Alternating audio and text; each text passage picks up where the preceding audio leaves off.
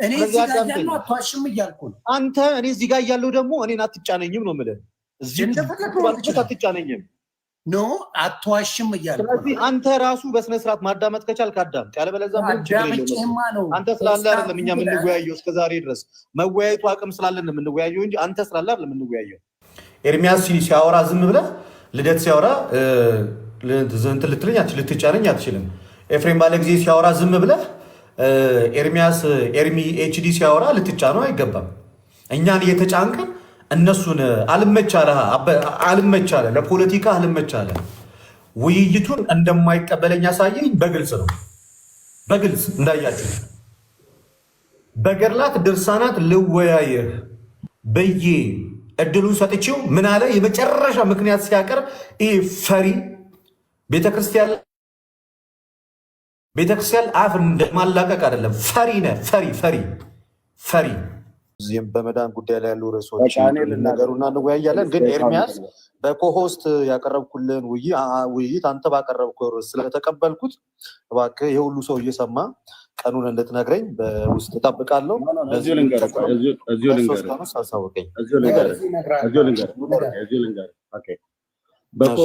በኮሆስት ጥሪህን አልቀበለውም። ለምን? ሚዩት አድርገው። አየሁ አይደል እንዴት እንደሚረብሽ። ሚዩት አድርገው። ሀሳቡን አንዴ ጨርስና ከዛ እንትን እንላለን። የሚያስቀው ለምንድን ነው 8800 ሰዎች አላችሁ እዚህ። ለምንድን ነው በኮሆስት ጥሪውን የማልቀበለው? አንዴ ከእስልምና ሃይማኖት ተከታይ ጋራ ዲቤት ሲያደርግ እንደዚሁ በነገረ ክርስቶስ ጉዳይ ላይ ማለት ነው። ያ እስልምና እምነት ተከታይ የነበረ ሰው በነገረ ክርስቶስ ጉዳይ ገድላትና ድርሳናት አነሳበት። ድርሳነ መድኃኔዓለምን አነሳበት። እዛ እየተከታተልኩ ነበር። ድርሳነ መድኃኔዓለምን ሲያነሳበት ቪዲዮውን እኔ ፔጅ ላይ አስቀምጥላችኋለሁ። ልክ ድርሳነ መድኃኔዓለምን ማንበብ ሲጀምር የእስላሙ ድምፅ እንዳይሰማ ሚዩት አደረገው። ጽሁፋን ሁሉ ስክሪንሾት አድርጌያለሁ፣ ፎቶ አለ። እናም ደግሞ ሚዩት አድርጎት አይሰማም። ድርሳነ መድኃኔዓለምን እያነበበ ነው እስላሙ። በዚህ ጉዳይ ላይ ጥያቄ እንዲጠይቅ በወዲህ በኩል ያሉት ኦርቶዶክሳውያን እንዳይሰሙ ሚዩት አደረገው። እሱን ፔጅ ላይ አስቀምጠዋለሁ። ይሄ ስጋት ስላለኝ በኮሆስት ጥሪህን አልቀበልም። አንድ ሰው ብቻ አንተ ቤት ከከፈትክ ሞዴሬተሮችን በሙሉ አውርደህ ሚዩት እንዳያደርጉኝ ማለት ነው። አውርዳለሁ ሙሉ አንድ ሰው ዮኒጋ ማለት ነው። ቴንክ ዩ ዮኒጋ ልጨርስ። አልጨረስኩም። አንድ ደቂቃ ላጠቃልል። ስለዚህ የሞዴሬተር ማንመስ የኮሆስቱን ጥሪ ማልቀበልህ እኔ በማነብ ሰዓት ላይ ኦርቶዶክሳውያን እንዳይሰሙ እንደዛ እንደ እስላሙ ሚዩት እንደምታደርገኝ ጥርጣሬ ስላለኝ አልቀበልም። ከዚህ ይልቅ ዮኒጋ ሆኖ እኔ እናንተ ዮኒ ደቂቃ ይዞ ወይ ደግሞ ሌላ አንድ ከኔ ጋር ገብቶ ይዞ ሌላ አንድ ሰው ገብቶ ኤፍሬምን ወይ ሜሎስን ይዤ ዮኒና ሜሎስ ቤቱን እየመሩት እኔና ልደት እዚሁ ማንም ሚዩት አያደርግም፣ እዚሁ እናወራለን። ያለ ኮሆስት እቀበላለሁ። በኮሆስት ግን እስላሙን ሚዩት እንዳደረግከው ሚዩት እያደረከኝ ወይ ደግሞ ያንተን እኔ በማወራ ሰዓት ላይ ኦርቶዶክሳውያን እንዳይሰሙ ልትዘጋ እንደምትችል ፍንጭ ስላለኝ መረጃም ስላለኝ አልቀበልህም በኮሆስት። ዋን ቱ ዋን ግን እዚሁ አንድ ላንድ እናወራለን ማለት ነው። ቴንክ ዩ። አንድ ሐሳቤን ልናገር። ይሄንን የምናገረውን ንግግሬን ሪከርድ ሌሎቻችሁም ክርስቲያኖች ሁላችሁ አሁን የምናገረውን ንግግር ሪከርድ አድርጉት። ወይል እንግዲህ እንደምታውቁት የፈሪ ዱላን የተሰነዘረብን የፈሪ ዱላ ወይም የእናቴ ቀሚስ አደናቀፈኝ የሚባል ነገር ነው የሰማነው። ከዚህ በፊት ሙስሊሙን በነገረ ክርስቶስ ጋር ስትወያይ ሚዩት አድርገዋል። ልጁን ሚዩት ያደረግኩበት ዋነኛ ምክንያት ውይይት ሲያደርግ የነበረበት ስነ ምግባሩ እጅግ በጣም አጸያፊ ስለሆነ ነው እንጂ ለውይይት ሌላ ምንም አይነት ወይም ደግሞ እሱን ያለማዳመጥ ምክንያት ሆኖኝ አይደለም። ከኤርሚያስ ጋር የምናደርገው የውይይት ርዕሳችን በመዳን ዙሪያ ላይ እና በመዳን ዙሪያ ላይ ደግሞ እሱ ራሱ እስከዛሬ ድረስ በኢትዮጵያ ኦርቶዶክስ ተዋሕዶ ቤተክርስቲያን ወንድ የሆነ እናቱ የወለደችው እንደው በመድኃኔዓለም በተሰቀለው ኑና መታችሁ በገድላት ድርሳናት በመዳን ዙሪያ ላይ አውሩኝ እያለ ለዘመናት ሲያወራ የነበረ አንድ ግለሰብ ዛሬ በአደባባይ መወያየት እንደማይችል አሳይቶናል። እኔ አንድ ልጨርስ እንዳታቋርጠኝ። እኔ አሁንም ድጋሚ እዚህ ጋር ቃል የምገባው ነገር አንድ ጊዜ ልናገር እንዳታቋርጠኝ። አንድ ጊዜ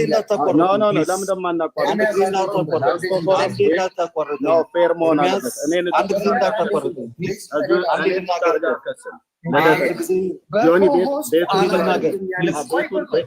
አንድ ልናገር፣ አንድ ሀሳቤን ልጨርስ ፕሊዝ። አንድ ልናገር። ፈሪ ነው አላልኩኝ እኔ ፈሪ ነው አላልኩም። ዋን ሳይድድ መሆንን ፈለክ ማለት ትችላለህ። አልፈራም። ልናገር ሀሳቤን ልናገር። እኔም በውሸት ሲከሰኝ አንተ ከዚህ ፊት አልሰማህም አላየህም አይደለ? ባልሰማህበት ስለዚህ እኔም ደግሞ እንድናገር ፍቀድልኝ። ይቅርታ ልናገር። አንዴ ልናገር ግን አትዋሽን። የቤት መጣል እኔ በፍጹም አልዋሸሁም። አንተ ከመጀመሪያም ጀምሮ እየነገርኩህ ያለው አልዋሸሁም። ከፈለግ መደገፍ ትችላለህ እነሱን በግልጽ። እኔን ግን እንዳታቋርጠኝ። እነሱን ከፈለግ በግልጽ መደገፍ ትችላለህ፣ እኔን ግን እንዳታቋርጠኝ። ስለዚህ አንተ ኦልሬዲ የፕሮቴስታንት ሳይድ ሆነን የገባው እዚህ ላይ ለዛ ነው ቅድም ስናገር የነበረው። አልዋሸሁም። ፈርቶ አልፈልግም አለ። ሀሳቤን አልጨረስኩም። ገና ሀሳቤ ዋሽቷል ማለት የጀመርከው ዮናስ፣ ይሄ ፌር የምትሆን ከሆነ ወይ ላውራ ወይ እወጣለሁ። ይሄ ምንም ለኔ በቂ አይደለም። አንተ እኔ እዚህ ጋር እያለሁ ደግሞ እኔን አትጫነኝም ነው የምልህ። እዚህ አትጫነኝም ኖ አትዋሽም እያልኩ። ስለዚህ አንተ ራሱ በስነ ስርዓት ማዳመጥ ከቻልክ አዳምጥ፣ ያለበለዚያ ምንም ችግር የለውም። አንተ ስላለ አይደለም እኛ የምንወያየው እስከዛሬ ድረስ መወያየቱ አቅም ስላለን ነው የምንወያየው እንጂ አንተ ስላለ አይደለም የምንወያየው። ከዛ በስነ ስርዓት ታዳምጥ ነው ማያልክ ነው እኮ አንተ እንደዚህ አንድ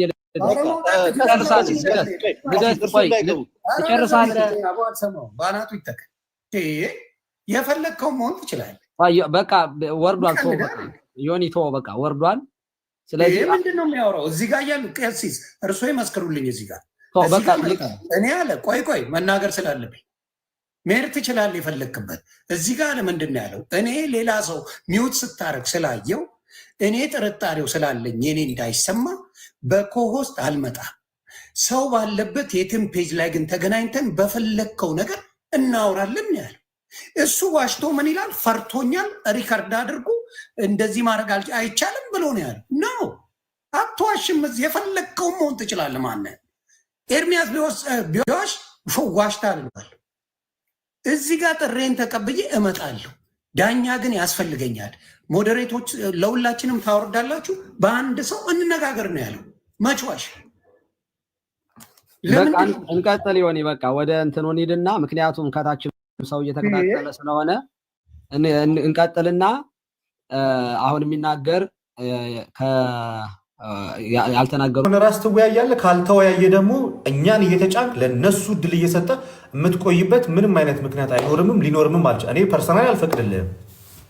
ኤርሚያስ ሲያወራ ዝም ብለህ ልደት ሲያወራ እንትን ልትለኝ ልትጫነኝ አትችልም። ኤፍሬም ባለ ጊዜ ሲያወራ ዝም ብለህ ኤርሚ ኤችዲ ሲያወራ ልትጫነው አይገባም። እኛን እየተጫንከን እነሱን አልመቻለ ለፖለቲካ አልመቻለ ልታጮሆ ነበር። ይቺን አጋጣሚ ተጠቅመ ልታጮሆ ነበረ።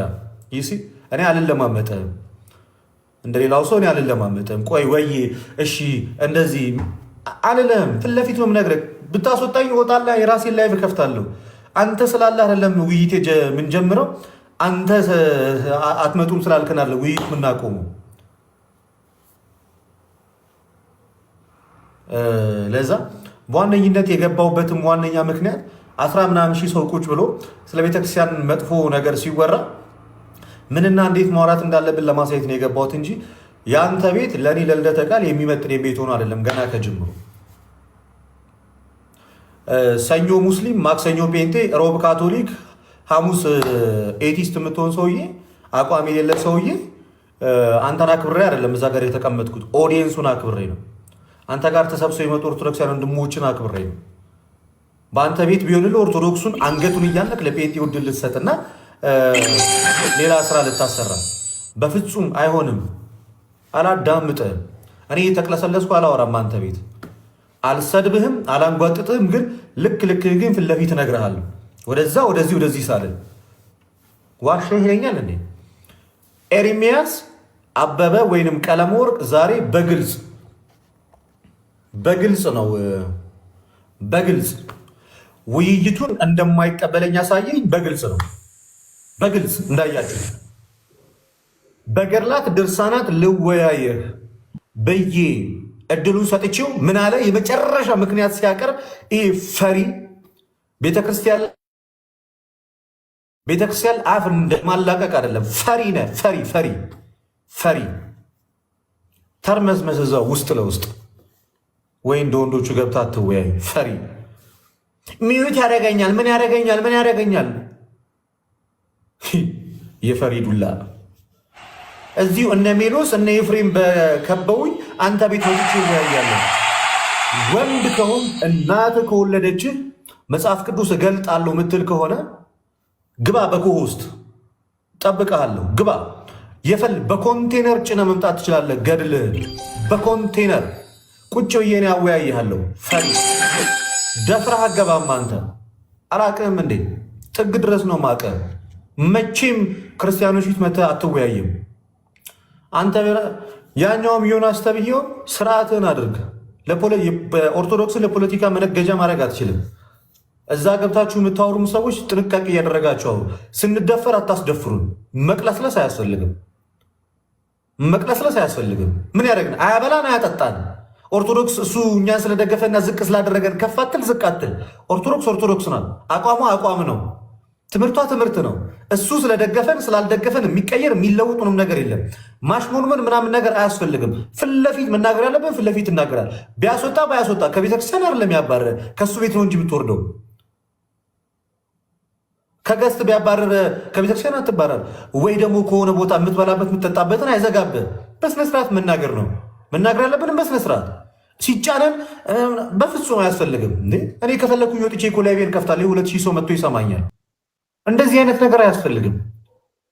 እኔ ከመጀመሪያም ጀምሮ ዓላማው ስለገባኝ ነው።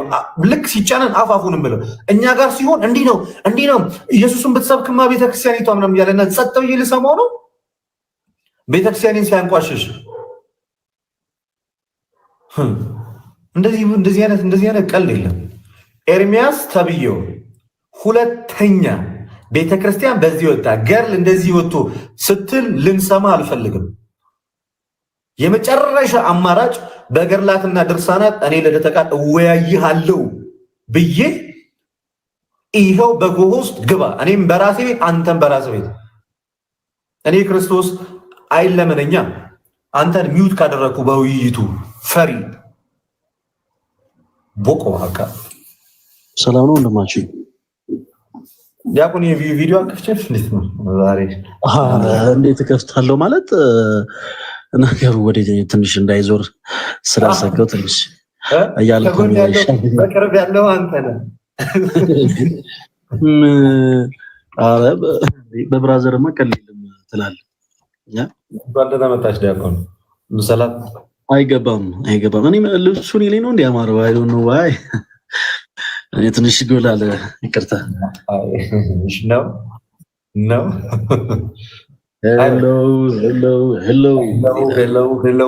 ሄሎ አርበኛ ምስልሽ ነው ራሱ ይልሹ ዛሬ ጸጉርሽ ስታይልሽ ምናምን ዝራፍ አባባልሽ ራሱ ይሞላቀቅብን ፈለገ እኮ እኔ እዛ ቤት ተቆርጫለሁ። አንተን ውጪ ነው የሄድኩት መሰለኝ ጓርኩባቸው እኮ ፊትም ኮስተር ብዬ አይ ምን ይባላል መሰለለት ከምን የዋለሽ ጥጃ ተመራ መጣች ይባላል። አይሽ አሁን ከኔ ጋር ስትወይ ዘራፍ ማለት ጀመርሽ። ቤታ ማይ ብራዘር አሁን በቅርቡ ደግሞ በቃ ልክ እንደኔ ሀርደኛ ነው የምትሆኝ የታባት ግን አይ ጥሩ ነው ያደረከው። አንዳንድ ጊዜ ሁሉንም ነገር እንደያመጣጡ መመለስ ያስፈልጋል እና እኔ እዛ ቤት ልደት ከዚህ በፊት አንተ ታውቃለህ ምናልባት አሁን ላይ በጣም ብዙ እህቶች ወንድሞች ቅርብ ጊዜ ነው እኛን በቲክቶክ ፕላትፎርም ትንሽ መከታተል የጀመሩትና የዛሬ ስንት ጊዜ በፊት ሰውየው ደና እንደው ቤተክርስቲያንን ያቃል ብለን የተቻለንን ያክል ስናደርግ ነበረ። ጀለስ እኛ አስተምረነው ምናምን ሮብለት አሜን ብሎን ሐሙስ ዕለት ፕሮቴስታንት ሆነ። ከዛ ዓርብ ዕለት እስልምናን ተቀበለ እና ምንድነው ግራ ገብቶን ይሄ ነገር እውነት ያልገባው ነገር ኖሮ ነው እንዴ ብለን ነገሮችን ቼክ ስናደርግ ለካ ይሄ ልክ እንደዛ በማድረግ ነው። ይሄ በየጊዜው ትኩረት መሆን አለደደ ልክ እነ ልደትን ሌሎችንም ሰዎች አምጥቶ ካላስገባ በስተቀር ሰው ስለማያዩ ትኩረት መሆን ስለሚፈልግ የሆኑ ሐሳቦችን የሆኑ ኢሹዎችን ያነሳል። ከዛ በኋላ ሲሪየስ እንደሆነ ነው። ዛሬ ለምሳሌ ኦርቶዶክስ ይሄው ምን በቃ መሽ አስተማረች ምናምን ይላል። ነገ ከነገ ወዲያ ደግሞ እምዬ ኦርቶዶክስ ማለት ወይ ደግሞ ተዋህዶ ማለት ሲል ተውሰማል። እና እንዲህ አይነቱ ነገር ትንሽ አስቸጋሪ ስለሆነ እኔ እዛ ቤት አልገባም። እና የኤርሚሻ ግን ልደትሻ እኔ በግሌ ያረከው አሪፍ ነው። እንግዲህ እንዳልከው እናቱ ከወለደችው መጥቶ ይወያይ። ግን እሱም ቤት ሄደ ተወያይ፣ እናቱ ከወለደችው ማለት ነው። እውነት እሱም ቤት ቢሆን ሄደ ተወያይለት። ግን አሁን እኮ ፕሮቴስታንቶቹ ከኤርሚያስ እኮ አምልጠዋል ማለት እውቀት ከኛ ጋር እየዋሉ በጣም ከነሱ የተሻለ ሆነዋል። ሌሎች ፕሮቴስታንቶች ስለሆነቱ ነው በቁም ነገር እና የሆነ በጣም ኋላ ከቀሩ ሰዎችን ከመጎተት ይልቅ በጣም ዙሪያችን ወደኛ ስር የቀረቡ በጣም ብዙ ሺህ ፕሮቴስታንቶች አሉ። እነሱን አቅርቦ መወያየቱ ይቀላል። ኤርሚያስ ማለት ይሄ ምንድነው የብሉይ ኪዳን ታቦተ ጽዮን ኢትዮጵያ ውስጥ ይከራከራል።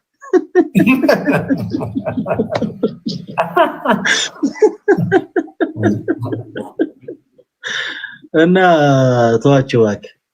ኤኒዌይስ በዚህ ልብስ ስላየው በጣም ደስ ብሎኛል ማይ ብራዘር። አደይ ሙሽራ ወንድማችን እንዴት ትላለህ?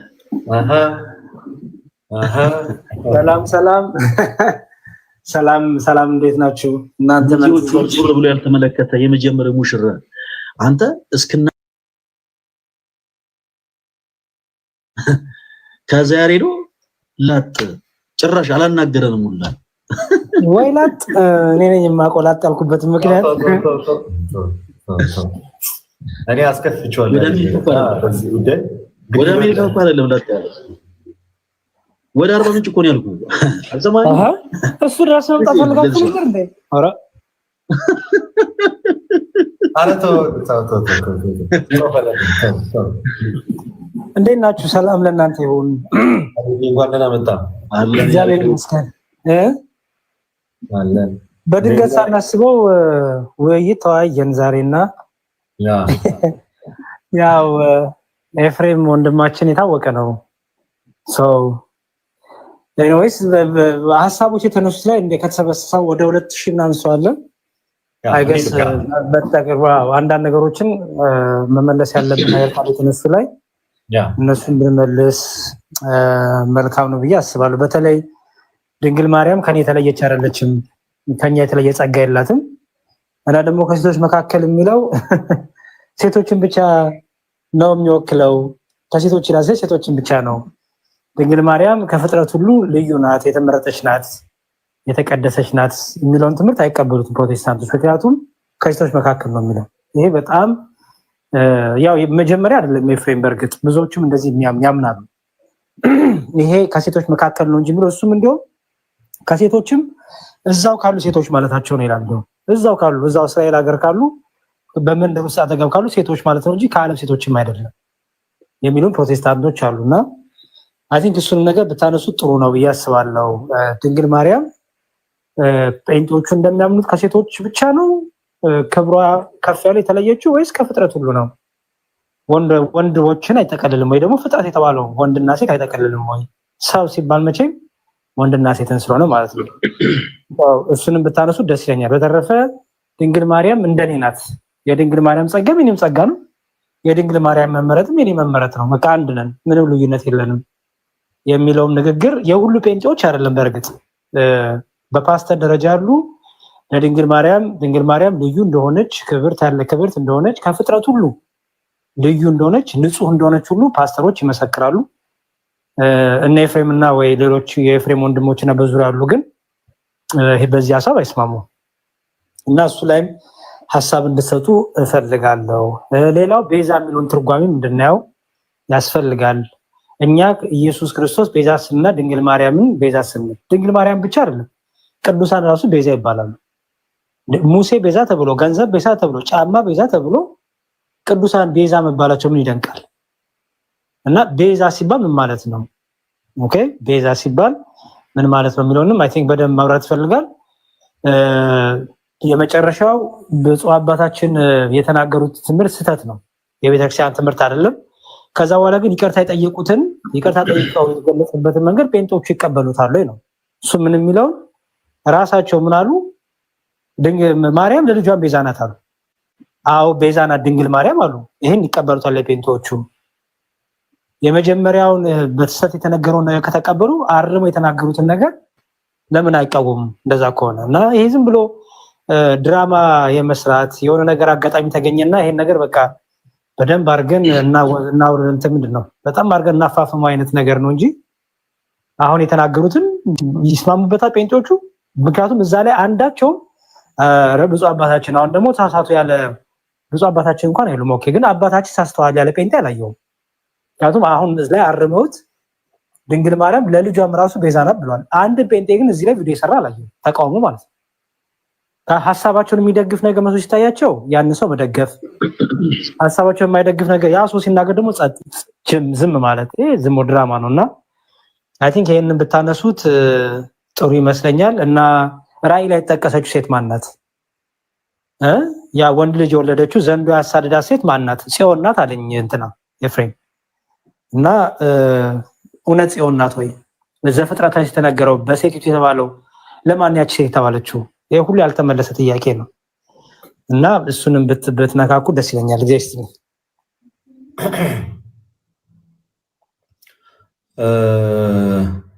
እስቲ ነበርክ ፈለገ ሙይ ከመጀመሪያ እዛ አይተናል። ላይቭ ነበርክ መሰለኝ አንተ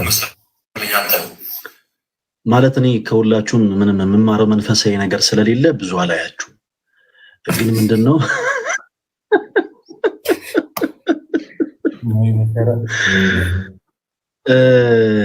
እኔ አሁን ያሬዶ ካነሱ አንጻር ስለ እመቤታችን ስለ ቅድስት ድንግል ማርያም የተወሰኑ ይሄ እንደኛው ናት የሚባል ነገር ላይ የተወሰኑ ነገሮችን ብቻ አላለሁ። ሌሎች ያልሰሟቸውን ነገሮች ስላልሰሙኝ እናንተ ቀጥሉና ያው መጨረሻ ላይ እኔ ትንሽ ደቂቃ ወስዳለሁ። አሁን ካለ ቀጥል፣ እንዲሁ ለምን ታቆማለህ? በጀመርከው ቀጥል። እሺ አመሰግናለሁ። መቼም ሁሌ እንደተቸገርክ ነው። በጣም አመሰግናለሁ። እሺ እመቤታችን ቅድስት ድንግል ማርያም ይሄ እንደኛው ናት ተብሎ የሚገለጹ አገላለጽ በጣም በጣም በጣም ከመጽሐፍ ቅዱስ እውነት የራቀና ኢቨን መንፈሳዊነት የማይታየበት መታበይ በጣም የሚጎላበት አገላለጽ ነው። አንድ ሐሳብ ልናገርና ያው የምናገራቸውን ነገሮች ልጀምር። የኔ ተወዳጆች እኛ በክርስቶስ የምናምን ክርስቲያኖች ሁላችንም በመጽሐፍ ቅዱስ ላይ እንደተጻፉት ቅዱሳን መሆን እንችላለን። ሁላችንም እንደነ ጴጥሮስ፣ እንደነ ጳውሎስ፣ እንደነ አብርሃም፣ እንደነ ይስሐቅ፣ እንደነ ያዕቆብ፣ እንደነ ሙሴ፣ እንደነ ኤልያስ ሁላችንም መሆን እንችላለን። እያንዳንዱ ክርስቲያን በክርስቶስ ኢየሱስ አምኖ ተጋድሎን የሚጋደል እስከሆነ ድረስ ልክ ጌታችን ኢየሱስ እንዳለው በክርስቶስ ኢየሱስ አምኖ መልካም ፍሬን የሚያፈራ እስከሆነ ድረስ የሚጋደል እስከሆነ ድረስ የክርስቶስ ኢየሱስ አባት አብዝቶ እንዲያፈራ ያጠረዋል። በተጋድሎ ላይ ተጋድሎ፣ በክብር ላይ ክብርን ማለት ነው።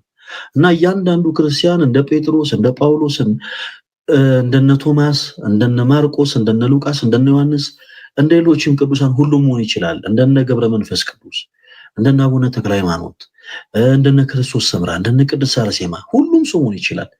ማንም ግን ማለት ዓለም በአጠቃላይ እንዳለ ቢጨፈለቅስ እንኳን ማንም ሰው ድንግል ማርያምን መሆን አይችልም። ይሄ ዝም ብሎ ራሳችንን ካኖናይዝ ማድረግ አንችልም። ወደዚህ አይነት አቅጣጫ ማለት ነው። እመቤታችን ንጽሕተ ንጹሐን ቅድስት ድንግል ማርያም እርሷ ብቻ ነች ክርስቶስ ኢየሱስን ለመውለድ የተገባች። ስለዚህ ዝም ብሎ ማለም ከመሬት ተነስቶ እኔ እንደ ድንግል ማርያም ነኝ ያው እኔ እና እሱ አንድ ነን ምናምን አይነት ንግግር መናገር ጥሩ አይደለም። በጣም ጥንቃቄ ይሻል። አንደኛ ቀደም እንዳልኳችሁ ከመንፈሳዊነት የራቀ ነው። መታበይ ጎልቶ የሚታይበት አማርኛ ነው እና ደግሞ ፍጹም ከመጽሐፍ ቅዱስ እውነት የራቀ ነው። ባጭሩ ዓለም እንዳለ ቢጨፈለቅ ዓለም ላይ ያለው ሕዝብ በአጠቃላይ በኃጢአት ማንነቱ ሳይሆን በቆሸሸ ማንነቱ ሳይሆን በጽድቅ ማንነት እንኳን ዓለም ላይ ያለው ሕዝብ አጠቃላይ ቢጨፈለቅ ማንም ድንግል ማርያምን ሊሆን አይችልም። ማንም። ምክንያቱም እርሷ ክርስቶስን ለመውለድ የተገባች የቤተክርስቲያናችን ሊቅ ቅዱስ ኤፍሬም በውዳሴ ማርያም ላይ የሐሙስ ውዳሴ ማርያም ላይ ምን ይላል? የቲታቢም ኪሩቤል ወተፈደፍድም ሱራፌል እስመ ኮነት ታቦተ ለአሐዱ ዘእምቅድስት ሥላሴ። ይህች ከኪሩቤል ትበልጣለች፣ ይህች ከሱራፌል ትበልጣለች። ምክንያቱም ከሶስቱ ቅዱስ ለአንዱ ቅዱስ ምን ሆናለች? ለተወዳጆች ማደሪያ ሆናለችና። ስለዚህ ለዚህ ክብር የበቃች ብቸኛዋ እናት ድንግል ማርያም ብቻ ናት። በተለይ ደግሞ የሉቃስ ወንጌል ምዕራፍ 1ን እንደው በደንብ በመላትና በስፋት መረዳት ያስፈልጋል የኔ ተወዳጆች። እዛ ክፍል ላይ አንድ በጣም ግልጽ የሆነ ነገርን እናገኛለን። ለምሳሌ የእመቤታችን የቅድስት ድንግል ማርያም ክብር ኢቭን ከቅዱሳን መላእክት ሁሉ ክብር ከፍ ያለ እንደሆነ እንረዳለን። ለምሳሌ የሉቃስ ወንጌል ምዕራፍ 1 ከቁጥር 8 ጀምሮ ስታነቡት መልአኩ ቅዱስ ገብርኤል ወደ ካህኑ ዘካርያስ ተልኮ ነበረ። ካህኑ ዘካርያስና ቅድስት ኤልሳቤጥ ለዘመናት በልባቸው የነበረ አንድ ቋጠሮ ነበረ። ያም ደግሞ ልጅ አልነበራቸውም እና አምላካቸው እግዚአብሔርን ይማጸኑት ነበር። እግዚአብሔርም ልመናቸውን ሰምቶ ብስራት የመልአክ ቅዱስ ገብርኤል ላከላቸው። ካህኑ ዘካርያስ በቤተ መቅደስ አገልግሎት ሳለ መልአኩ ቅዱስ ገብርኤል ጸሎትህ ልመና በእግዚአብሔር ዘንድ ተሰምቷል፣ ልጅን ትወልዳለህ፣ ስሙንም ዮሐንስ ትለዋለህ ሲለው ካህኑ ዘካርያስ የጠየቀው ጥያቄ ነበረ። ያ ምንድን ነበረ ተወዳጆች?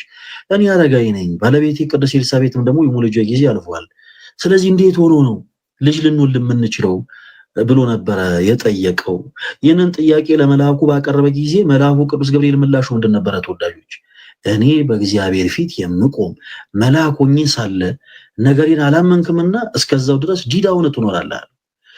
ከ6 ወር በኋላ መልአኩ ቅዱስ ገብርኤል ወደ ናዝሬት ገሊላ ተላከ ከአንዲት ድንግል ዘንድ። የዛች የድንግሊቱ ስደት ስም ደግሞ ማን ነበር ይላል? ማርያም፣ እመቤታችን ማርያም። እና መልአኩ ቅዱስ ገብርኤል ወደ እመቤታችን ወደ ቅድስት ድንግል ማርያም ከመጣ በኋላ ጸጋን የተመላሽ ደስ ይበልሽ አላት። ተወዳጆች እባካችሁ ይህን ክፍል በቻልነው አቅም እንደው ፕሮቴስታንቶች ወንድሞችም እንደው በፍቅር አዳምጡት። መልአኩ ቅዱስ ገብርኤል ወደ ድንግል ማርያም ከመጣ በኋላ ጸጋን የተመላሽ ወይ ደስ ይበልሽ አላት። አንቺ ከሴቶች ሁሉ ተለይተሽ የተባረክሽ ነሽ፣ የማኅፀንሽ ፍሬ የተባረከ ነው ብሎ ሰላምታን አቀረበላት፣ ሰሳለማት ማለት ነው። እና እንዲህ ያለውን ምስጋና ከፍጡራን ወገን ቅዱስ ገብርኤል ሲናገረው እንስማ እንጂ የቃሉ ባለቤት አምላካችን እግዚአብሔር ነው። ተወዳጆች መላእክት የላኪያቸውን ቃል ነው የሚናገሩት። ልክ ወደ ካህኑ ዘካርያስ ሲመጣ መልአኩ ገብርኤል ከአምላኩ ከእግዚአብሔር ዘንድ የታዘዘው ለካህኑ ዘካርያስ እንደነገረው ሁሉ ወደ እመቤታችን ወደ ቅድስት ድንግል ማርያም ጋር ሲመጣ በእሷ ፊት ቆሞ የተናገረው ንግግር በአጠቃላይ ከአምላኩ ከእግዚአብሔር የታዘዘውን የተላከው ነው። ስለዚህ ከፍጡራን ወገን ይህንን ቃል ገብርኤል ሲናገረው እንስማ እንጂ የቃሉ ባለቤት አምላካችን እግዚአብሔር ነው። በእግዚአብሔር አንደበት በእንዲህ ያለ መልኩ የተመሰገነች ብቸኛዋ እናት ድንግል ማርያም ነች። እናም ጸጋን የተመላሽ ደስ ይበልሽ አላት። ከሶስቱ ቅዱስ አንዱ ቅዱስ ልጅ ስሙንም ኢየሱስ ይዋልሽ አላት። ይህንን ነገር በነገራት ጊዜ እመቤታችን ቅድስት ድንግል ማርያም ወንድ ስለማላውቅ፣ ወንድ ሳላቅ አይደለም ያለችው፣ ወንድ ስለማላቅ። ወንድ ሳላቅና ወንድ ስለማላቅ ይለያያል። ወንድ ሳላቅ እስካሁን በትዳር ሕይወት አልኖርኩም፣ አላገባውም። ስለዚህ ወንድ ሳላቅ እንዴት ወልዳለሁ ነው። ወንድ ስለማላቅ ግን እስከ አለ ኦኬ፣ እስከ ምን እስከ ፍጻሜ እስከ ሕይወት ፍጻሜ ድረስ ወንድ ስለማላቅ ወንድ የሞቅ ፍላጎቱ ስለሌለኝ እንዴት ልጅ ወልዳለሁ የሚል ሐሳብን ለመልአኩ ለቅዱስ ገብርኤል ስትጠይቅ ቅዱስ ገብርኤል ቃሏን በቃል ነው ያሸነፈው። በካህኑ ዘካርያስ ፊት እንደተቆጣ በቅድስት ድንግል ማርያም ፊት አልተቆጣም። ለምን? ምክንያቱም ቅዱስ ኤፍሬም በውዳሴ ማርያማችን ላይ ምን ብሏል? የአቢ ክብራ ለማርያም ሁሉም ቅዱሳን፣ ከሁሉም ቅዱሳን ይልቅ የእመቤታችን የማርያም ክብር ይበልጣል። እበያ ለድንግል እይትካለ ተነግሮ የእሷን ክብር እንዲሁ ተናግሮ ራሱ መናገር አይቻልም ይላል ቅዱስ ኤፍሬም። በእውነት በረከቱ ይደርብን እና መልአኩ ቅዱስ ገብርኤል ከሶስቱ ቅዱስ አንዱ ቅዱስ ወልጃለሽ፣ ስሙንም ኢየሱስ ይዋልሽ አላት። ተወዳጆች ይሄን ልበልና ልጨርስ። የአምላካችን እግዚአብሔር ፈቃዱ ከእርሷ መወለድ ነው። ቅድም እርሷ እሺ ባትልስ ኖሮ ምናምን የሚባል ንትርክ ነበር። በመጀመሪያ የመጽሐፍ ቅዱስ ሐሳብ በሎጂክ አይፈታም እና እመቤታችን ቅድስት ድንግል ማርያም ፈቃዷ ደግሞ ለዘላለም ድንግል ሆኖ መኖር ነበር። አይደንቅም ተወዳጆች? ክርስቶስ ኢየሱስ ልጇ መድህን የሆነው ጌታ አምላካችን መድኃኒታችን ኢየሱስ ክርስቶስ የእርሱ ፈቃድ ደግሞ ከእርሷ መወለድ ነበር። አምላካችን እግዚአብሔር ፍጹም ጥበበኛ የሆነ ጌታ ነውና የእርሱንም የእሷንም ፈቃድ ፈጸመ። እርሷም ለዘላለም ድንግል ሆና ኖረች። ክርስቶስም ማኅተመ ድንግልናዋን ሳይሽር ከእመቤታችን ከቅድስት ድንግል ማርያም ተወለደ። ይሄ እጅግ በጣም የሚደንቅ ሚስጥር ነው። ዝም ተብሎ ይሄ ያላረለ እንደው አረ ተው ግድ የለም። አጠገባችሁ ስላለ ሰው እንኳን ሲወራ ጥንቃቄ ያስፈልጋል የኔ ተወዳጆች። እና እመቤታችን ቅድስት ድንግል ማርያም ክብሯ፣ ንጽህናዋ፣ ቅድስና እጅግ በጣም ንጹህ ነው። አይ ከመጽሐፍ ቅዱስ እውነት የራቀ ነገር የተናገራችሁት ካላችሁ ግን በፍቅር ቀርባችሁ በመጽሐፍ ውስጥ ማስረጃ ማውራት እንችላለን። አስምሩበት። የእመቤታችን ፈቃዷ ምንድን ነበረ? ለዘላለም ድንግል ሆኖ መኖር። ወንድ ስለማላቅ ይሄ እንዴት ይደረግልኛል አለች። የአምላካችን እግዚአብሔር ፈቃዱ ደግሞ ምንድን ነበረ? ከእርሷ መወለድ። እግዚአብሔር ጥበበኛ አምላክ ነውና እርሱም ከእርሷ ተወለደ፣ እርሷም ደግሞ ለዘላለም ድንግል ሆና ኖረች። የእናታችን የቅድስት ድንግል ማርያም ረድኤቷ፣ በረከቷ፣ ፍቅሯ ጣማ በሁላችን ላይ ይደርብን። አመሰግናለሁ። ለተሻለ እቺን ለመናገር ነው ትንሽ ደቂቃ የወሰድኩት። ቃሌት ያሰማልን ዲያቆን፣ ቃሌት ያሰማልን። እግዚአብሔር በጤና ያቆይልን። እናመሰግናለን በጣም። ክርስቶፎረስ እዛም ሀሳብ አልሰጠም፣ ታፍኖ ነበር የነበረውና ክርስቶፎረስ ይናገርና በሰዓቱም እየሄደብን ስለሆነ ጠቅለን እንወጣለን። እሺ ልደትዬ፣ ሁላችሁንም ሰላም ብያለሁ። ቤት እንዳረብሽ ድምፄን ቀነስ አድርጌ ነው የማወራው። እንግዲህ ይቅርታ። መጀመሪያ ያሰማልን ለአንተም ለዲያቆን ፈለገም እዛም ደግሞ ለነበራችሁ ሀሳብ ለሰጣችሁ። እውነት ለመናገር ሀሳቤን በእናንተ በኩል ተናግሬያለሁ። ያው ምንም እንኳን ጫናዎች ይደረጉ ይሄ ማዳላቱ እንዳለ ሆኖ ግን በጣም አንተም መምህር በረከትም እነ ዲያቆን ያሬድም ጥሩ አድርጋችሁ አስቀምጣችኋል። ቃሌቱን ያሰማልን እና ምንድነው በመጀመሪያ ደረጃ ያ ሰውዬ ማምለጡ በጣም በጣም በጣም አሳዝኖኛል። ይመጣል ብዬ ግን ተስፋ አደርጋለሁ። እንዴት እንዳመለጠ ደግሞ በጣም ጠብቄ ነበር። ባይዚ በኮስት አይሆንም የሚል ምን አይነት ግን ምክንያት ሊያመጣ ይችላል የሚለው ነበረ እና ዞሮ ዞሮ ግን እንደዚህ አይነት ነገር አመጣ። ለማንኛውም ግን ይሄንን ውይይት አሁን ምንድነው ሐሳቤን ስጨርስ አንተ የምትሰጠውን ሐሳብ ሰጥተህ መጨረሻ ላይ በደንብ በሪካርድ የፈለገው ታምር ቢፈጠር ሚውት አላደርግም። አሁን ቅድም ያልከው አለ ምንም አይነት ነገር ሳላደርግ ባደርግ እንኳን ራሱ እኔ ተሸናፊ ልሆን እና ወይ የሚል አይነት ጥሪ በተጋበዘው መልካም ነው ብዬ አስባለሁ። ግልጽ ስለሆነ ከዛ ውጭ ግን እሱን ልናገር ነበረ አስወረደው ልትናገር ነበር። አይ እዚህም በደንብ በስርዓቱ እንደዛ አድርገህ ሪከርድ ተደርጎ በደንብ ይለቀቅ መልካም ነው ብዬ አስባለሁ። ብዙ ፖለቲካዎች ስለሚሰሩ አክቹአሊ ምንም አይነት ነገር ሊሰራባ አይችልም አንተ ጋር፣ ምክንያቱም ጥሩ አድርገህ ነው የወጣው። ግን ደግሞ ምን ያህል ማለት መታወቅ አለበት፣ እውነታው መገለጥ አለበት። እሱን ብትገልጥ መልካም ነው ለማለት ያህል ነው። ከዛ ውጭ ግን እንጃ ያልተነሳ ሀሳብ አይኖርም። ግን ምናልባት ከዚህ ከስር ላሉት ወንድምቶች ግን በጣም ጥቂት ነገር ላንሳ። እኔም በአቅሜ ምንድን ነገር ነው ስመለከት የነበረው ይሄ ማቀላቀል ልክ ኢየሱስ ክርስቶስን አሁን ሳሚ የሚባለው አይ ቲንክ ፓስተር ይመስለኛል ኤፍሬምም እንደዛ ሲናገሩ የነበረው የኢየሱስ ክርስቶስን ቤዛነት ልክ እመቤታችንን ቤዛ በምንልበት አንጻር እንደሆነ እና እመቤታችንን ቤዛ ኢየሱስን ቤዛ ስለዛ ሁለት ቤዛዎች አይነት ነገር አድርገን እንደምናምን ቤተክርስቲያን ዛርጋ እንደምታስተምር አይነት ሐሳብ በጣም ሲያነሱ ነበር። ፈጽሞ ስህተት ነው። ደጋግመችሁም ስታነሱ ነበር። ግን ሄደው ምንም አይነት ነገር መጥቀስ ስለማይችሉ ከኢየሱስ ክርስቶስ ውጪ ቤዛ ማንም መባል የለበትም ምናምን ሲል ቆይና ኤፍሬም መልሶ ደግሞ የዓለም ቤዛም እንደዚህም እያለ ደግሞ የሚያምታታው ነገር ነበርና ለማንኛውም ቤተክርስቲያናችን እመቤታችን ቤዛዊተ ዓለም ስትል እና ጌታችን መድኃኒታችን ኢየሱስ ክርስቶስን የዓለም ቤዛ ስትል ያው ክርስቲያኖች ትረዳላችሁ። ከስር ግን የምታዳምጡን ፕሮቴስታንት እህት ወንድሞች ምናልባት ቁጭ ብላችሁ የምትማሩ የምታገናዝቡ ትኖራላችሁ። ልክ የሰማይና የምድር ወይም የፍጡርና የፈጣሪ ልዩነት አለው እንደምንለው ነው። ስለዚህ እመቤታችን የሔዋን ካሳ በመሆኗ እግዚአብሔር ወደዚህ ምድር ሲመጣ ከእርሷ ጋር ሲሆን ነው ባይዚ አማኑኤል እግዚአብሔር ከኛ ጋር ሆነ የተባለው። ወክላናለች ማለት ነው። ወኪል ማለት ነው። አንድ ቤዛ የሚለው ደግሞ የሰውን ልጅ ሁሉ ወክላ ስጋና ደምን የተካፈለው ከእርሷ ነው። በቃ አለቀ። ይህንን ሚስጥር ይዞ ሌሎችም መገዟን ምልጃ ጸሎታን ይዞ የሚፈታ ነገር ነው እንጂ ከዚህ የዘለለ ነገር እንዲያው ስጋዋን ቆርሷ ደሟን አፍሳ ተሰቅላ እሷ ናት ነፃ ያወጣችን የሚል ትምህርት የለም። ባይዚ ይሄ ምንም አስረግጣችሁ ማዳመጥ ያለባችሁ ነገር ነው። መቀላቀሉ በጣም ጎልቶ ያየሁት ጉዳይ ነው። ይህንን ግን ያው ለማጭበርበር የውሃንም ለማታለል ጥቂት ምንድነው ሊሞክሩት ይችላሉ። ግን የሚሳካ ነገር አይደለም። ከዛ ውጭ ግን በመጽሐፍ ቅዱስ ቀደም ሲጠቅሱት እንደነበረው ቤዛ የሚለው ቃል ወይም ሌሎችም ቃላቶች ለእግዚአብሔር የተጠቀሱ ቃላቶች ወይም ለእግዚአብሔር የተጠቀምነባቸው ቃላቶች ለቅዱሳንስ አገልግሎት ላይ አልዋሉም ወይ የሚለውን ጥያቄ መጠየቅ ነው በዋናነት። ቤዛ የሚለው በመጽሐፍ ቅዱስ ለብዙ ነገሮች ተጠቅሶ እናገኛለን። እንዲያውም ምንድነው ለሰው ነፍስ ቤዛው ሀብቱ ነው ተብሎም ተጽፏል። ባይዚ አሁን ለሰው ነፍስ ቤዛው ማን ነው ተብሎ ይህንን ጥቅስ ለምሳሌ ሳልጠቅሰው ማን ነው ቢባል ይታወቃል፣ ኢየሱስ ክርስቶስ ነው ብሎ ማንም ይመልሳል።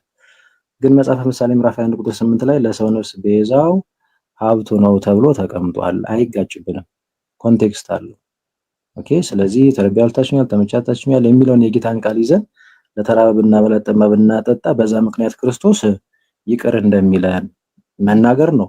በደለኛ ሰው ለኃጥ ቤዛ ነው ተብሎም እዛው አሁን መጽሐፈ ምሳሌ ላይ የተቀመጠ እናገኛለን። ለምሳሌ በደለኛ ሰው ወይም ደግሞ የበደለ ሰው የቅን ሰው ቤዛ ነው ስለተባለ አሁን ኢየሱስ ክርስቶስ ሳይሆን ቤዛው የዚህ አካል ኃጥ ሰው ነው ለቅን ሰው ብለን አይደለም እንትን የምንለው። ከምን አንፃር ነው እንደዛ የተባለው የሚለውን ነገር በደንብ መረዳት ነው። ልክ ጌታችን መድኃኒታችን ኢየሱስ ክርስቶስ ምንድነው እኛም የበደሉን ይቅር እንደምንል ብለን የምንጸልየልን አባታችን ነው ብለን፣ ስለዚህ የበደሉን ይቅር እንደምንል አንተም ይቅር በለን የምንለው ማለት ነው።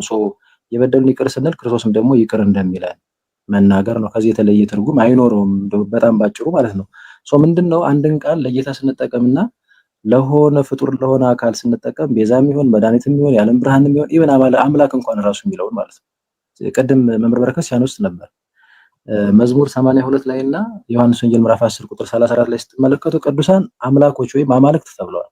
እንደዛ ስለተባለ ግን እንደው እነዚህን ቅዱሳን አማልክት የተባሉ ቅዱሳንን ከእግዚአብሔር ጋር አጫፍረን በቃ እነሱም ይመለካሉ፣ ስለዚህ ከእግዚአብሔር ጋር ይጋራሉ ማለት ነው። አምልኮ ምናምን ግን ማለት ግን ፈጽሞ አይደለም። በዚህ ቅድስናቸውን ከእግዚአብሔር ዘንድ የተቀበሉትን ጸጋ ነው የሚያመላክተው። እና አንድን ቃል ለእግዚአብሔር ስንጠቀመውና ለፍጡራን ስንጠቀመው ምን አይነት ትርጉም ነው ያለው የሚለውን ነገር እሱን በደንብ አድርጎ መረዳት ያስፈልጋል። እንዳው ሌላው ለደትዬ በጣም ስለመሸብንም ማንሳት የምፈልገው ኢየሱስ ክርስቶስ ራሱ የዓለም ቤዛ ነው የሚለው በሁሉም የፕሮቴስታንት ቤተ እምነት ውስጥ ይታመናል ወይ? አንዱ ልጠይቀው የነበረው ነጥብ ይሄ ነው። ካልቪኒስቶች ለምሳሌ አይቀበሉም። ሊሚትድ አቶንመንት የሚላላቸው ውስን ቤዞት የሚባል ግን እና ማን ሳይቀር ሲያጨበጭቡ ነበር ኢየሱስ ክርስቶስ ነው የዓለም ቤዛ እያሉ። ግን አያምንም። ማን ራሱ ፋቅ ብታደርገው ሌላ ነው የሚናገረው። እንደውም ኢየሱስ ክርስቶስ የዓለም ቤዛ እንዳልሆነ በፕሮቴስታንቱ ዓለም የማያምኑ ካልቪኒስቶች ለምሳሌ አሉ። እንደምሳሌ ማለት ነው። እነሱ ለተመረጡ አካላት ነው ክርስቶስ የሞተው ብለው ስለሚያምኑ የዓለም ቤዛ ነው ክርስቶስ የሚለውን አይቀበሉም። ግን አንድ ነን ብለው ደግሞ ይመጣሉ ማለት ነው። እንደውም ፕሮቴስታንቱ ዓለም የክርስቶስን የዓለም ቤዛነት የማይቀበል እንዳለ በዛውም መታወቅ መቻል አለበት። ከዛ ውጭ ግን እንደው ኢየሱስ ክርስቶስ ስጋውን ቆርሶ ደሙን አፍስሶ ቤዛ ሆኖናል ምናምን ይላሉ። ግን ቅዱስ ስጋና ክቡር ደሙን እኮ ብሉ ጠጡ ብሎ ሰጥቷል አይደል እንዴ? እንካችሁ ብሎ የስጋዬ ነው እንካችሁ ጠጡ የደሜ ነው ብሎ ሰጥቷል። ነገር ግን ቅዱስ ስጋና ክቡር ደሙን ደግሞ በፍጹም ስጋዬን ብሉ ደሜን ጠጡ ብሎ አልሰጠንም ብለው ደግሞ የሚሞግቱን እነሱ ናቸው። የሰጠን መታሰቢያ ብቻ ነው ምን ብለው ስጋና ደሜ የለም ብለው የሚክዱት እነሱ ናቸው። ስለዚህ ለኢየሱስ ክርስቶስ የተቆረቆሩ እውነትም በቃ እንደው ኢየሱስ ክርስቶስ ጉዳይ በቃ ያንገበገባቸው ይመስላሉ። ይሄው ቅዱስ ስጋና ክቡር ደሙን አይቀበሉም። ታዲያ በምንድን ነው የሚቤዡት? እነዚህ ሰዎች እኮ ያልዳኑ ሰዎች ናቸው። ከዛ ውጭ ግን የመጨረሻ ላይ ዮሐንስ ምዕራፍ 12 ላይ እንግዲህ ወንድ ልጅ የወለደችው ሴት እንደዚሁም ደግሞ ሕዝብን ሁሉ በብረት በትር ቀጥቅጦ የሚገዛቸው የተባለላት ጽዮን ናት እስራኤል ናት እንጂ በፍጹም ድንግል ማርያም አይደለችም የሚል እንደዚህ ያለ ነገር እኔ በጣም ታዋቂ የሆኑ ፕሮቴስታንቶች እንኳን በዚህ ልክ እኔ አንድም የተናገረ እኔ አላስታውስም። እኔ በማውቀው ማለት ነው። ኢቭን አዲስ መደበኛ ትርጉም ላይ ብናየው በእርግጠኝነት እንደዛ የሚል አይመስለኝም። ቼክ ማድረግ እንችላለን። ምናልባት እሱንም ማለት ፊት ለፊት እንደገና ሴት ተብሎ ተነግሮ ወንድ ልጅ የተባለው በብረት በትር አሕዛብን ቀጥቅጦ የሚገዛው ኢየሱስ ክርስቶስ ነው ካሉ በኋላ ይቺ ግን ወንድ ልጅ የወለደችው ሴት ድንግል ማርያም አይደለችም ማለት እኔ ምን አይነት ጥላቻ ቢኖርባቸው ነው? እውነትም ከዲያብሎስ ዘር እንደሆኑ በዚህ እንረዳለን። በነገራችን ላይ ከዘሩ የቀሩትን ሊዋጋ ሄድ አይደለም የሚለው እና ያችን ሴትን ማሳደዳት ይልና በአሸዋ ላይ እንደቆመም ይናገራል። ምን ፍቅናቸውን ነው የሚናገረው እና ያለባቸውን ጥላቻም ነው የሚገልጠው የዲያብሎስ ዘሮች ማለት ነው። ትውልድ የሆንኛ ደግሞ እናመሰግናታለን። ለማንኛውም እንዲያውም በጣም ቅርብ የሆነው ትርጓሜ ከወሩ አንፃር ለድንግል ማርያም ተሰጥቶ የሚተረጎሙ ነገር ነው። ሴት ካለም በኋላ እንዲያውም ለእስራኤል ለቤተክርስቲያን ስንሰጠው ነው ሰው ምናልባት የሆነ የለም እንደው ትንሽ ጸጋንም መገለጥን እውቀትን ሊጠይቅ የሚችለው እንጂ ፊት ለፊት የተጻፈን ነገር በዚህ ልክ ፈጽሞ ለሷ ሊሆን አይችልም ብሎ መከራከር እኔ ምን አይነት ድንቁርና ነው የሚለውን ነገር ታዝቤ አልፌያለሁ። ልደቴ በጣም ስለመሸ ይበቃኛል። ለእግዚአብሔር ይስጥልኝ። እሺ ክርስቶፎርስ ቃሉ ይታሰማልን። እዛም ድሉን አግኝተህ አልተናገርክም ነበረ። ለዛ ነው እመቤታችን ድንግል ማርያምን ቤዛዊተ ዓለም ብለን ስንናገር እንደ ጌታ ኢየሱስ ክርስቶስ በመስቀል ላይ ተሰቅላ ቤዛ ሆነችን ማለት እንዳልሆነ የትኛውም ኦርቶዶክስ ያውቃል። ይህንን ነገር ለእናንተ አልደግምም። ኦርቶዶክሳውያን እናንተ እግዚአብሔር ይባርካችሁ፣ ጎበዞች ናችሁ። ክፉን ከደጉ መለየት ይችላችኋል። ክርስቶስ ቤዛ ነው ስንል ምን ማለት እንደሆነ ታውቃላችሁ። እመቤታችን ድንግል ማርያም ኤዛናት ስንል ምን ማለት እንደሆነ ገብቷቸዋል፣ ተረድቷቸዋል። ለእናንተ አሁን አላብራራም። ብቻ ምን ጊዜም ትኩረት ማድረግ ያለባችሁ ሀሳብ ላይና ሀሳብ ላይ። አባታችን ተሳስቷል፣ አዎ ተሳስቷል። ቤተክርስቲያን አርማቸዋለች፣ አዎ አርማቸዋለች። ይቅርታው ከዚህ በላይ በደንብ ተጠናክሮ መሄድ አለበት። ከዛ ውጭ የስድብ ቃላቶች፣ ስድድቦች፣ ሌላ ነገር የሚመች ነገሮች ዘገዋለሁ። አንድ ነገር ልናገር። ለኤርሚያስ ከኔ ጋር ያቀረበው ምክንያቱ ምንድን ነው? አንተ ከዚህ በፊት ከአንድ ሙስሊም ጋር ስትወያይ ሲያወራ ሚዩት ስላደረግከው ስለዚህ እኔ አንተም ሳወራ ሚዩት ታደርገኛለህ የሚል ስጋት ስላለብኝ በኮስት ከአንተ ጋር አልወያይም የሚል ሀሳብ ነው ያቀረበው። ይሄ እንግዲህ የፈሪዱላ ይባላል። ይሄ ማለት የፈሪዱላ ወይም ደግሞ የእናቴ ቀሚስ አደናቀፈኝ ነው። እዛ ኦርቶዶክሳውያን ፊት መጥቶ በስነስርዓት መወያየት እንደማይችል እያሳየ ነው ባጭሩ። ነገር ግን እንግዲህ ሚዩት ካደረግኩ እኔ ልደተ ቃል በሚከታተሉኝ በብዙ ሺህ ሰዎች ፊት ይቅርታ ጠይቃለሁ፣ ወይም ውርደታም ነኝ። ከዚህ በኋላ እኔ ውይይት አቆማለሁ። ቲክቶክ ጭምር ነው ማቆሙ። እየተወያየህ እኔ አንተን ሚዩት ማድረግ ከሆነ በነገረድነት እየተወያየን እኔ አንተን ሚዩት አድርጌ ሀሳብ እኔ ጋር እንዳይሰማ ማደርግ ከሆነ እኔ ሁለተኛ ውይይት ውስጥ አልገባም ማለት ነው። ፈሪ ወለደኝ ነኝ ማለት ነው። ስለዚህ ያን ያህል መማማል ያን ያህል እንትን ማለት አይጠበቅብኝም። ይህን ያህል መሽሎክሎክ እና ይህን ያህል መፍራት ውይይት ካልፈለግ በቃ እርግፍ አድርገህ ቁጭ ብለህ እዛው እስራኤላውያኖችን እየሰበሰብ መሸወድ ነው። ኦርቶዶክስ ቤተክርስቲያን እንደዚህ የምትለውን ነገር ታቆማለህ ወይ ብትልም ከዚህ በኋላ ማንም ሰው አይሰማህም ማለት ነው። ማንም ሰው አይሰማህም። ይሄው በእናንተ ፊት ነው የምናገረው። በፍጹም ውይይት ውስጥ ምንገባ ከሆነ በምንም አይነት ምክንያት ሀሳቡ ላይና ሀሳቡ ላይ ውይይት ላይና ውይይት ላይ እስካተኮርክ ድረስ ከስድብ እስከ ጸዳ ድረስ ስድብ አቁመ ትምህርት ላይ ውይይት ላይ ትኩረት እስካደረግክ ድረስ በፍጹም ሚዩት አላደረገም። በፍጹም አንተም እኔን ሚዩት አታደርገኝም። ስለዚህ ይሄ ነው ያስፈራህ አይደል? አላደርግህም አልኩ። ይኸው አላደርግህም። ትገባለህ። አሁን ትወያያለህ በቀጠሮ ከኔ ጋር በቀጠሮ ትወያያለህ ወይ? አንድ ምክንያት ያቀረብከው በገድላት እወያያለሁ አልክ። በገድላት የሃይማኖት መከራከሪያ አይደሉም አለ ረጅም ጊዜ። አይ አልኩህና ነው የመጣው። ይኸው በገድላትም በመጽሐፍ ቅዱስ ሁለቱንም ይዘና እኔም ይዤ እመጣለሁ አልኩ። እንደገና ይሄን ሁሉ ድረስ አንተ ጋር ቀርበን ስመጣ ደግሞ ምን አልከን? አንተ ሚዩት ታደርገኛለህ። የመጨረሻ የመፍራት ምልክት የመጨረሻ እኔ ዮናስ ሙሉነጋ ወይንም ራሱን ዮኒ ማኛ ብሎ የሚጠራው ግለሰብ ቤት ገብቼ ከአንተ ጋር አልወያይም። በኮ ሆስት ነው ከአንተ ጋር መወያየት ፈልገው ሆስት አንተም እዚህ ጋር እኔም እዚህ ጋር ደቂቃችንን ይዘን ምክንያት አጣ አስቦ እሺ ካለ በኋላ እኮ ነው። ኤፍሬም ባለ ጊዜ ሰምታችሁታል አይደል? ልደት በቃ እኮ እሺ ብለዋል ትወያያላችሁ ካለኝ በኋላ ኤፍሬም ባለ ጊዜ እሺ ካለ በኋላ አስቦ ልክ ለወጣ ስል ሪኮንፈርም ሳረገው ኮንፈርም ነው አይደለ? ይቻላል አይደል? እንወያያለን ስለው አንድ የምናገረው ሀሳብ አለ። ከልደት ጋር በኮሆስት አልወያይም፣ በገድላት አልወያይም ማለት ጭራሽ ምን ታረጉታላችሁ? እሺ ስለዚህ ይህንን ሰውዬ ነው ታዲያ ፕሮቴስታንቶች የእኛ ምርጡ ኤርሚያስ ኦርቶዶክስን እንደዚህ አድርጎ አፋቸውን አዘግቷቸው እያላችሁ የምታወሩት ይህንን ሰውዬ ነው። ደፍሮ እንኳን መወያየት የማይችል ደፈር ብሎ እንኳን መጽሐፍ ገልጦ ማውራት የማይችል አንድ ግለሰብን ነው። ይህንን ሰውዬ ነው እንደ ኃይለኛ አድርጋችሁ ስታወሩ የነበረው። አንደኛ ምስጥሩ የነበረው ይሄን ነው። ይህንን ፈሪ ሰውዬ ሐሜት ብቻ ስድብ ብቻ እና ሚወያይ ከሆነ አሁንም በሩ ክፍት ነው። ሚዩት ያደርገኛል፣ ሰበብ ነው። አላደርግህም። ፍጥጥ ብዬ ነው የምነግርህ። በዚህ ቢያበቃ ጥሩ ነበር። ሁላችሁም ወደ የቤታችሁ ትሄዱ ነበር። ሚዩት ላይ ነው ዲያቆን፣ ሚዩት ነን። እንደዚህ ቢያበቃ ጥሩ ነበር።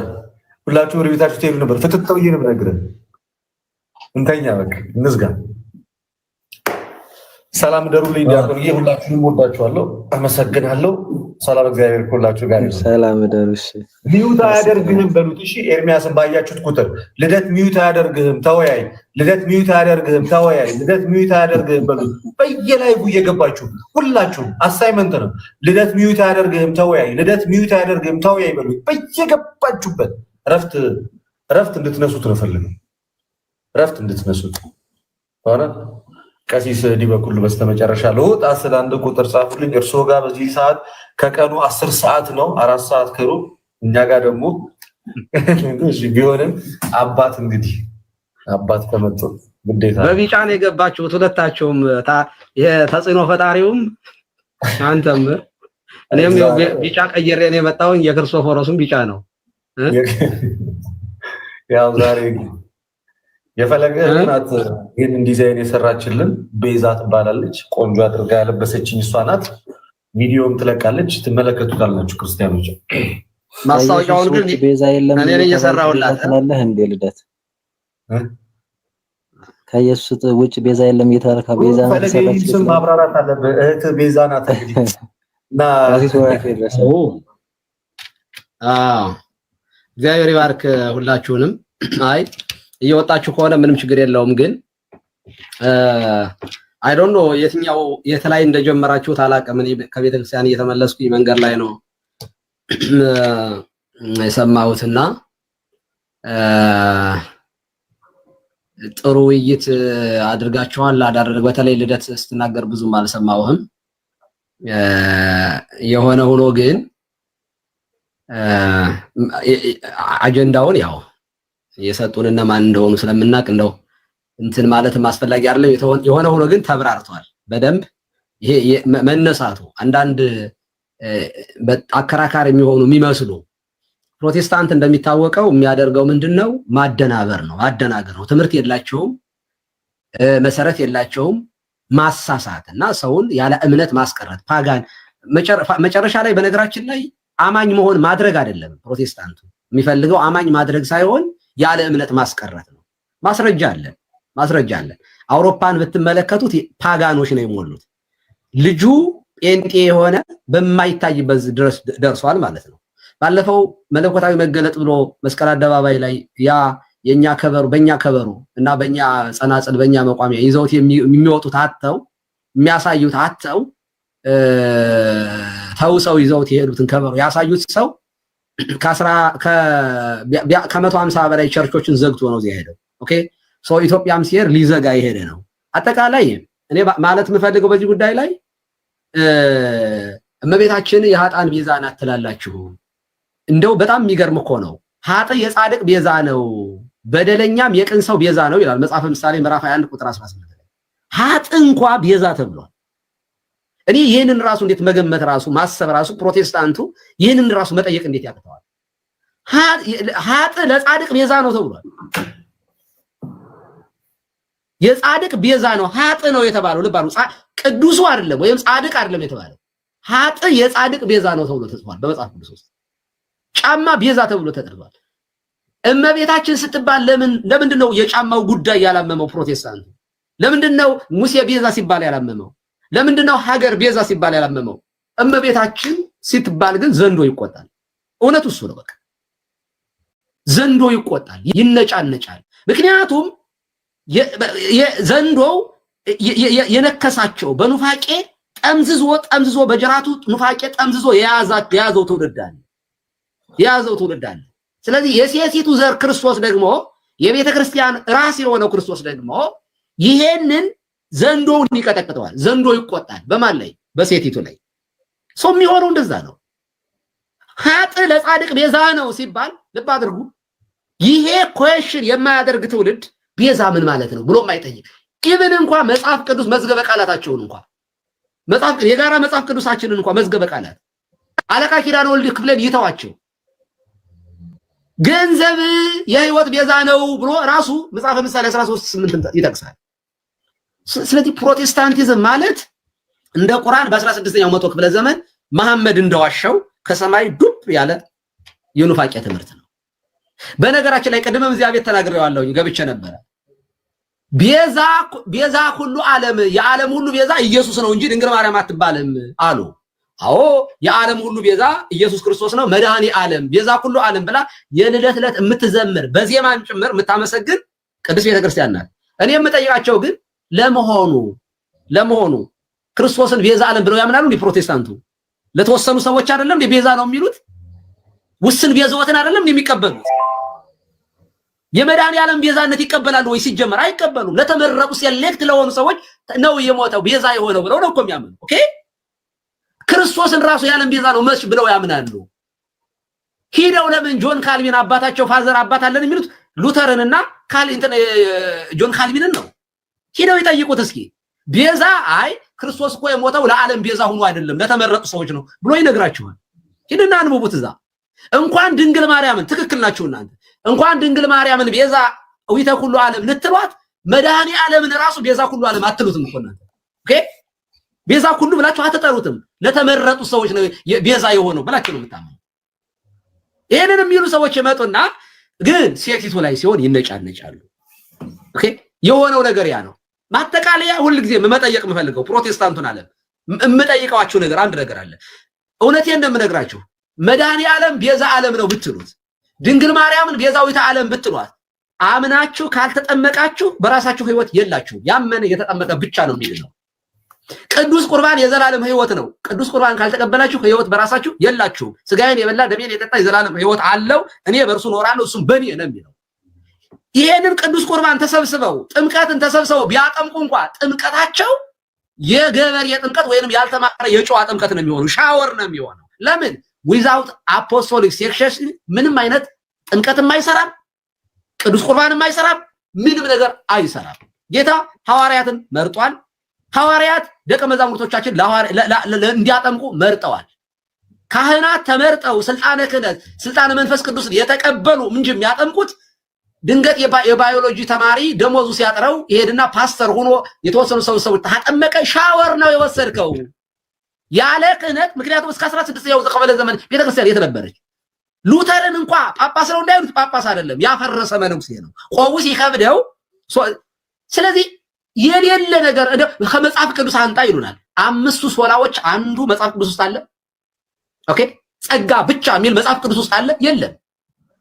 እምነት ብቻ የሚል መጽሐፍ ቅዱስ አለ? የለም። ክብር ለእግዚአብሔር ብቻ የሚል አለ መጽሐፍ ቅዱስ ላይ? እናት አባታችሁን አክብሩ የሚልም አለ። ክብር ለእግዚአብሔር ይገባል እኛ አይገባም እያለ አይደለም፣ ግን ክብር ለሚገባው ክብር ስጡ ይላል መጽሐፍ ቅዱስ። ጸጋ ብቻ የሚል መጽሐፍ ቅዱስ ብቻ የሚል ከአምስቱ ሶላዎች አንዱም ብቻ የሚል በመጽሐፍ ቅዱስ ውስጥ የለም። አይገርማችሁ? እንደ አምስቱ አዕማደ ምስጢራት ከመጽሐፍ ቅዱስ ውስጥ የሌለ ነገር ይዘው መጽሐፍ አምስቱ ሶላዎች ብቻ ብለው ሲሰሩ ስላሴ የሚል መጽሐፍ ቅዱስ አለ? የለም። እንኳን ስላሴ እነሱ እንደሚሉት አምስቱ ሶላዎችም መጽሐፍ ቅዱስ ላይ የሉ። በእነሱ እንኳን እንሂድ ከተባለ ስለዚህ በቤታችን ድንግል ማርያም እኛ ግን አባቶቻችን መጽሐፍ ቅዱስ እንደዚህ ከመጠረዙ በፊት ኤራኒስ እመቤታችንን ምክንያተ ድኂን ብሏታል። ምክንያቱም ቤዛ ማለት ስለ ፈንታ ምክንያት ተብሎ ይተረጎማል። ስለዚህ እመቤታችን ቤዛዊተ ዓለም ሲባል ምክንያተ ድኂን የዓለም መዳን ምክንያት ናት። ይሄንን ያለው እኛንን አይደለም። ኤራኒስ ብሏታል፣ አምብሮስ ብሏታል። እኛ መጽሐፍ ቅዱስ ኮሌክት ከመደረጉ በፊት ልብ አድርጉ። ከመጽሐፉ በፊት እያልኩ አይደለም። መጽሐፍ ቅዱስ የሐዋርያት መጽሐፍ ነው።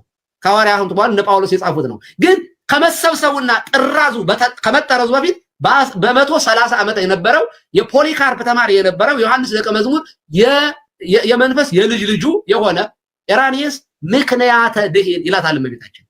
የሔዋንን ቋጠሮ የፈታች ይላታል። ለዚህ ነው እመቤታችን ድንግል ማርያም ቤዛዊተ ዓለም የምንላት። እንኳን አይደለም እርሱ ዮሐንስ ወንጌል ምዕራፍ 8 ላይ ጌታ ምን አለ? እኔ የዓለም ብርሃን ነኝ አለ። ኦኬ ማቴዎስ ወንጌል ምዕራፍ 5 ላይ ደግሞ እናንተ የዓለም ብርሃን ናቸው አለ። እሺ እሱ ብርሃነ ዓለም ነው። ማን? ክርስቶስ። ብርሃን ዘእም ብርሃን ከእውነተኛ ብርሃን የተገኘ እውነተኛ ብርሃን የባህሪ ብርሃን ዘሰደዶ ለጽልመት ወማይቶት ዘአብረሆ ለኩሉ ዓለም ቅዳሴ ዮሐንስ ወልደ ነጎድጓድ ዓለምን ያበራ ፋና ጨለማን ያሳደደው ብርሃን ዓለምን ያበራ ብርሃን ውእቱ ኢየሱስ ክርስቶስ። ግን ደግሞ ጌታ ደግሞ ምናል? እናንተም እኮ የዓለም ብርሃን ናችሁ ብሎናል። ስለዚህ ብርሃነ ዓለም ስንለው ጳውሎስን እንደ ጌታችን እያለ ነው አይደለም፣ መጽሐፍ ቅዱስ ነው የሚለው። እዚያ ላይ እመቤታችንም ቤዛዊተ ኩሉ ዓለም ስንላት እንደ ጌታ ተሰቅላ ሞታ አዳነችን ማለት አይደለም። እንዲህ ተርጉመንም አናውቅም፣ አብራርተንም አናውቅም። ስለዚህ ኦርቶዶክሳውያን ልትኮሩ ይገባል። ካህን አላችሁ፣ አጥማቂ አላችሁ። ቅዱስ ሥጋውና ክቡር ደሙን ወይኑንና ህብስቱን የሚለውጥ ካህን አላችሁ። ያለ ካህን ግን ታውቃላችሁ ለሺህ ዘመናት ከግብጽ ጳጳስ ለማምጣት ስንጠብቅ የነበረ ለምን ይመስላችኋል? መነኩሴ ሞልቶ ሊቅ ሞልቶ ለምንድን ነው ራሳችን በራሳችን ያላጳጳስ ነው? ስለማይቻል ለሉተር ግን ይቻላል ዝም ብሎ ማጥመቅ።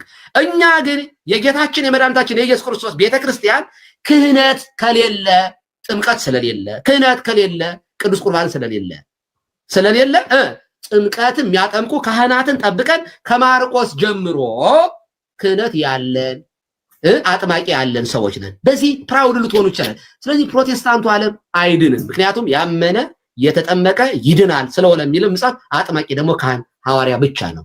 ወነአምን በሃቲ ቅድስት ቤተክርስቲያን እንተላይ ለኩሉ ጉባኤ ዘሐዋርያት በአንዲት አሃቲ በሆነች ቅድስት በሆነች ሐዋርያዊት በሆነች ዓለም አቀፋዊት በሆነች ቤተክርስቲያን እናምናለን። ወስብሐት ለእግዚአብሔር። ቃሌት ያሰማልን። ቀሲስ ዲበኩሉ እግዚአብሔር ያክብርልን። እርሶም በሌላ ስልክ እያየሁት ነበርና በጣም የሚያረካ ምላሽ ሰጥተው ነው የመጡት። በሌላ ስልክ እየተመለከትኩት ነበር። እግዚአብሔር ይስጥልን ስለሆነው ነገር ሁሉ።